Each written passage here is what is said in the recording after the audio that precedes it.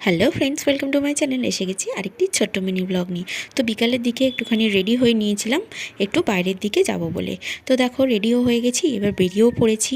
বাইরে বেরিয়ে দেখি সে উৎসব কাণ্ড, আর হবে নাই বা কেন বলো, চলছে হচ্ছে ছট পুজো। তো সেই অনুযায়ী ছট পুজোর সব তো বাজার হাট করতেই হবে। তো এদিকে আমাদের এদিকে মানে ছট পুজোটাও বেশ ভালো করেই হয়, যেটা আমি প্রথমবার দেখছি। আগের বছরে এতটা দেখিনি আমি।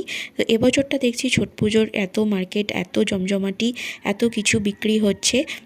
তো সব কিছু দেখে আমি তো বেশ অবাক যে বড় বড় কলার কাঁদিও বিক্রি হচ্ছে। দেখো কাঁদি, এগুলো বেশ গোটা গোটা কিনতে হবে, 300-400 টাকা করে বলছিল, দাম করছিল বড়বাবু ইচ্ছা করেই, মানে দেখে ভালো লাগছিল সেই কারণে।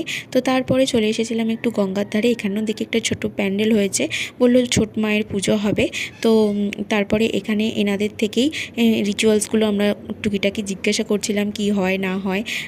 তো উনি বেশ ভালো করেই এক্সপ্লেন করছিলেন। তারপরে ওনার থেকেই একটু চুরমুর মাখা খেয়ে তারপরে একটুখানি ঘুরে বসে তারপরে আমি চলে এসেছিলাম বাড়িতে। এই ছিল একটা ছোট্ট ভিডিওটা ভালো লাগলে লাইক, শেয়ার, সাবস্ক্রাইব। আর যদি ফেসবুক থেকে দেখে থাকেন তাহলে প্লিজ পেজটাকে ফলো করে দেবেন।